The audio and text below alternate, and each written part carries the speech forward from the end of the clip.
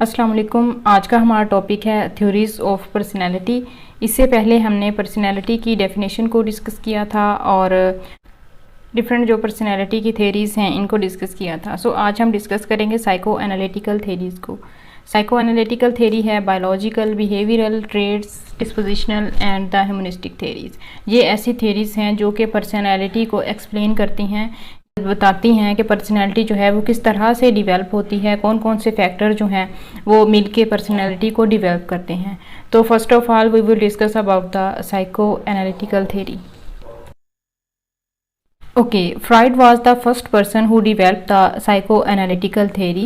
Psychoanalytical theory says that our childhood experiences and the unconscious desires are influence the behavior.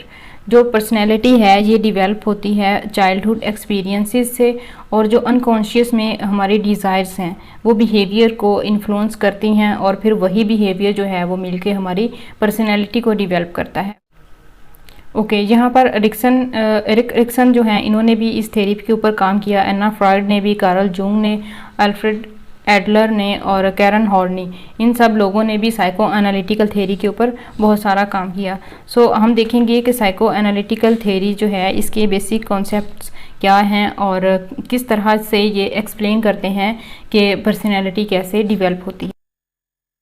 Okay, यहाँ पर 3 basic concepts हैं। Structure of personality है, development of personality है and the dynamics of personality है। Structure of personality में अगर हम देखें तो यहाँ पर हम डिस्कस करेंगे कि ईड क्या है, ईगो क्या है एंड द सुपर ईगो क्या है। और डेवलपमेंट ऑफ पर्सनैलिटी में हमारे पास स्टेजेस आ जाती हैं, psychosexual stages of the development of personality. अच्छा, इसके बाद हम डिस्कस करेंगे कि डायनामिक्स ऑफ पर्सनैलिटी क्या है। डायनामिक्स में हम इरोज और थैनिटोज, लिबिडो और डिफेंस मैकेनिज्म वगैरह को डिस्कस करेंगे। सबसे पहले structure of personality. Structure of personality में 3 बेसिक कॉन्सेप्ट्स हैं, id, ego and the super ego. First is the id. Id जो है ये स्ट्रक्चर ऑफ पर्सनैलिटी का सबसे पहला सिस्टम है जो कि बाय बर्थ मौजूद होता है। ईड एक ऐसी पावरफुल फोर्स है जिसमें एग्रेशन और पर्सनल नीड्स की इंस्टिंक्ट्स जो हैं वो मौजूद होती हैं। ईड नहीं जानती कि क्या अच्छा है क्या बुरा है। ईड जो है ये मॉरल वैल्यूज़ के बारे में नहीं जानती कि मॉरल वैल्यूज़ क्या हैं। ईड सिर्फ चाहती है कि उसे without any regard immediate satisfaction हासिल हो। ईड जो है ऑपरेट करती है according to pleasure principle. Id को सिर्फ टेंशन रिड्यूस करने और प्लेजर हासिल करने तक ही कंसर्न है, मॉरल वैल्यूज़ को नहीं जानती, क्योंकि इट जो है वो यहाँ पर मुकम्मल तौर पर अनकॉन्शियस होती है, अनअवेयर होती है। इसी तरह अगर हम ईगो की बात करें तो ईगो जो है ये मीडिएटर है between the id and the circumstances of the external world. Ego जो है ये अवेयर होती है रियलिटी से और इड को मैनिपुलेट करती है, रेगुलेट करती है, और इसके साथ साथ इड की जो प्लेयर सीकिंग डिमांड्स हैं उनको पूरा करने के लिए कोई मुनासिब तरीका इस्तेमाल करती है ताकि इड की नीड्स पूरी हों और टेंशन को रिड्यूस किया जा सके। ईगो जो है वो इड की नीड्स को पूरा करने के लिए रियलिटी प्रिंसिपल के अकॉर्डिंग काम करती है। What is reality principal?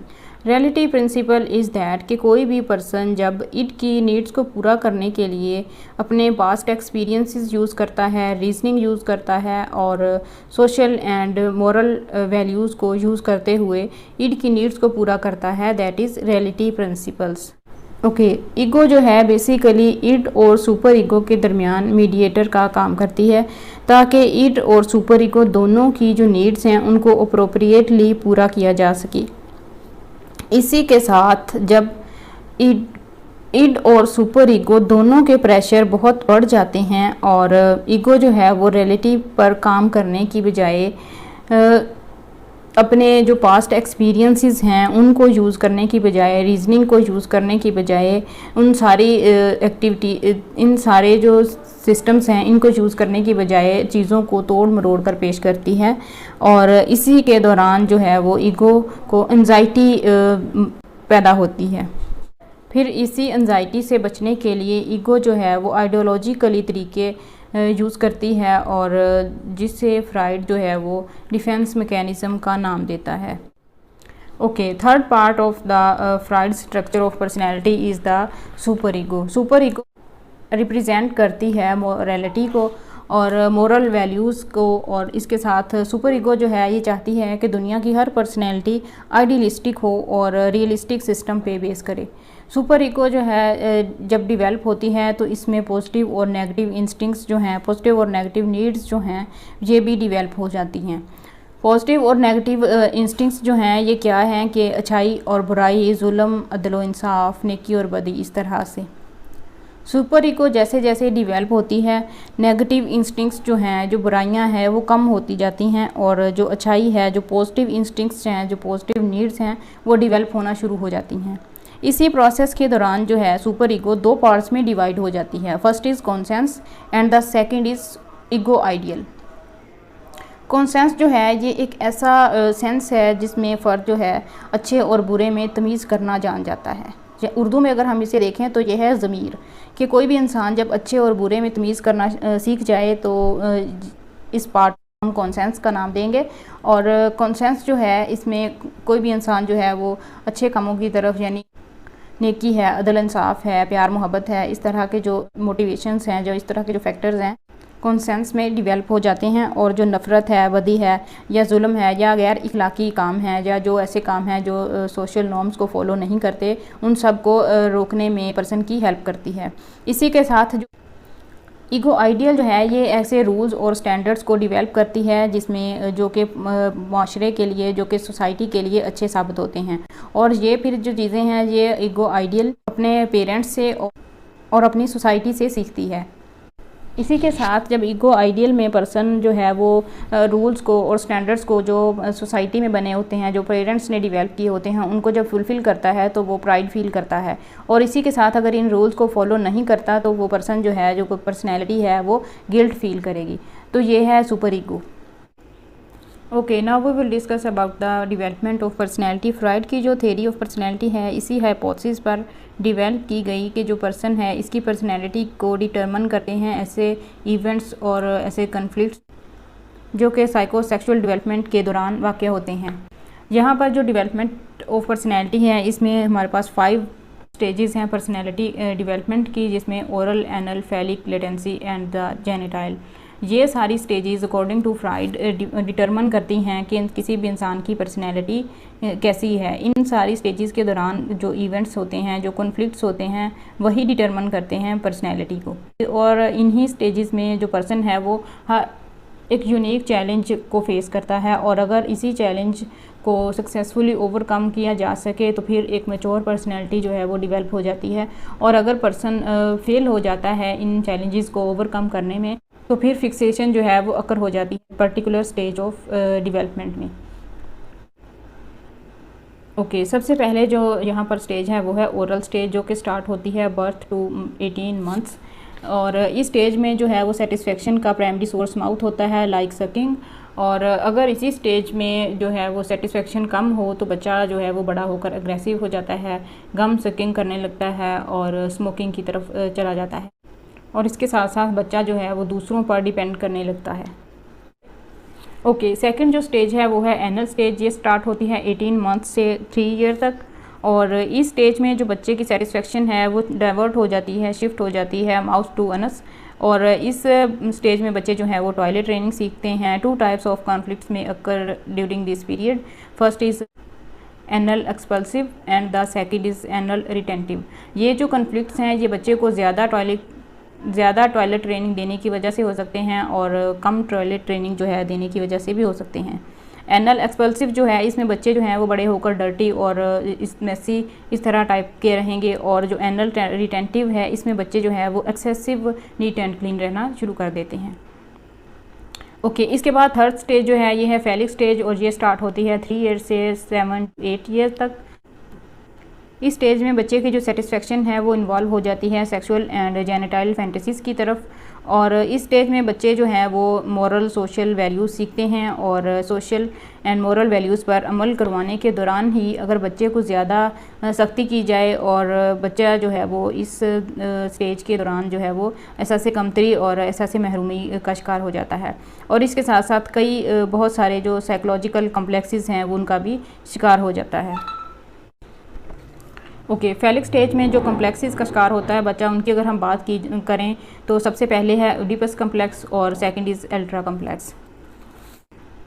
Oedipus जो है ये एक ग्रीक पर्सन था जिसने अपने फादर का मर्डर किया और फिर अपनी जो मदर हैं उनसे शादी की। तो इसी बात के अकॉर्डिंग जो फ्राइड हैं वो कहते हैं कि जो बच्चा है वो ओडिपस कम्प्लेक्स में जब चला जाता है तो इसमें जो बच्चा है वो माँ की तरफ ज़्यादा अट्रैक्शन शो करता है बजाय बाप के। तो इसी तरह जो अल्ट्रा कम्प्लेक्स है, अल्ट्रा जो है ये एक ग्रीक किंग की बेटी थी और जो अपने फादर की तरफ अट्रैक्शन शो करती थी। तो इसने भी अपने भाइयों से कह के अपनी माँ का जो है वो मर्डर करवाया और फिर फ्राइड ने इसी बात को मद्देनज़र रखते हुए ये कहा कि जो अल्ट्रा कॉम्प्लेक्स है इसमें बच्चे जो हैं वो फादर की तरफ अट्रैक्शन शो करते हैं। इसमें ख़ास तौर पे जो गर्ल्स हैं वो फादर की तरफ अट्रैक्शन शो करेंगी और जो ओडिपस है तो ओडिपस जो है ये यहाँ पर जो बॉयज़ हैं ये अपनी मदर की तरफ अट्रैक्शन शो करेंगे। ओके, 4th नंबर पे है लेटेंसी स्टेज। ये स्टेज जो है ये 7-8 ईयर से स्टार्ट होती है और पुबर्टी तक जाती है।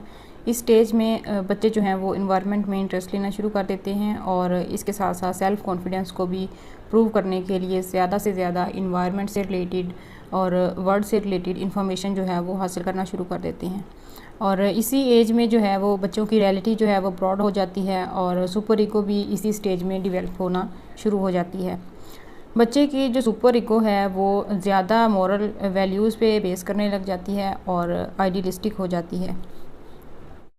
5 नंबर पे है जेनिटाइल स्टेज, जो स्टार्ट होती है पुबर्टी से और जाती है जनाब अडल्टहुड तक। इस स्टेज में जो है वो फिज़िकल एंड साइकोलॉजिकल चेंजेस हो रहे होते हैं, साइकोलॉजिकल और फिज़िकल डेवलपमेंट हो रही होती है और पुबर्टी का पीरियड जो है स्टार्ट हो जाता है। इस एज में जो बच्चे हैं वो अपोजिट जेंडर में ज़्यादा इंटरेस्ट लेना शुरू कर देते हैं और इसके साथ साथ सेम जेंडर में भी खुद को इंडिपेंडेंट शो करना शुरू कर देते हैं, खुद को मैच्योर साबित करने में भी इंटरेस्टेड हो जाते हैं। Okay, next and the last basic concept of the psycho analytical theory is the dynamics of personality. Dynamics of personality में अकॉर्डिंग टू फ्राइड हर पर्सन जो है इसमें एक ऐसी इंस्टिंक्ट्स मौजूद होती हैं जो पर्सन के बिहेवियर को एनर्जी प्रोवाइड करती हैं, ठीक है, जिसमें इरोज है एंड द थैनिटोज है। इरोज जो है ये drive for life, love, creativity, sexuality, life satisfaction, self satisfaction, इस तरह की जो मोटिवेशंस हैं, इस तरह की जो नीड्स हैं ये इरोज में मौजूद होती हैं। इरोज में यहाँ पर सेक्सुअलिटी जो है ये मोस्ट इम्पोर्टेंट ड्राइव है जो कि पर्सनैलिटी को इफ़ेक्ट करती है या जो डेवलपमेंट ऑफ पर्सनैलिटी में बहुत ज़्यादा असरअंदाज होती है। सेक्सुअलिटी जो कि जो इंस्टिंक्ट्स हैं ये मोस्ट पावरफुल ड्राइव है अकॉर्डिंग टू फ्राइड और इसी इंस्टिंक्ट से फिर जो साइकी एनर्जी हासिल होती है पर्सन को, उसी साइकी एनर्जी को फ्राइड ने लिबिडो का नाम दिया है। लिबिडो जो है ये साइकी एनर्जी है जो कि सेक्सुअलिटी ड्राइव या इंस्टिंक्ट्स में मौजूद होती है। इसी तरह फिर अगर थैनिटोस की बात करें तो थैनिटोस जो है ये ग्रीक वर्ड है जो कि डेथ के लिए यूज़ होता है और इसमें अग्रेशन आ जाता है, सैडिज्म आ जाता है, डिस्ट्रक्शन आ जाता है, वायलेंस एंड डेथ। ये ऐसी एक्टिविटीज़ हैं, इनके बारे में अगर एक पर्सन के बारे में बात की जाए तो वो पर्सन जो है वो सुसाइड करता है, खुद को तकलीफ़ देता है या जो डेथ से रिलेटेड एक्टिविटीज़ हैं वो करता है। और अगर इसी चीज़ को हम पूरी सोसाइटी के लिए देखें थैनिटोस को, तो थैनिटोस में पूरी सोसाइटी में आ जाएगा कि वायलेंस करना, जंग करना और लूट मार करना या फिर ऐसे सोसाइटी के रूल्स एंड रेगुलेशंस जो बनाए गए होते हैं उनको तोड़ने की कोशिश करना या फिर ऐसी बगावत करना जो कि इन रूल्स एंड रेगुलेशन को ख़त्म करने की कोशिश करे। ये है थैनिटोस। क्योंकि थैनिटोस जो है ये डेथ से रिलेटेड है तो डेथ से रिलेटेड जितनी भी एक्टिविटीज़ हैं वो इन्वॉल्व होती हैं इसमें।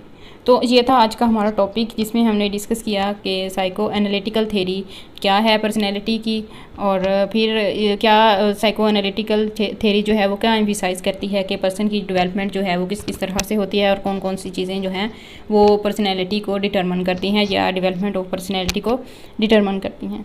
तो वीडियो अच्छी लगे तो लाइक शेयर कीजिए और चैनल पे न्यू हैं तो चैनल को सब्सक्राइब कीजिए। मिलते हैं फिर नेक्स्ट वीडियो में, तब तक के लिए अल्लाह हाफिज़।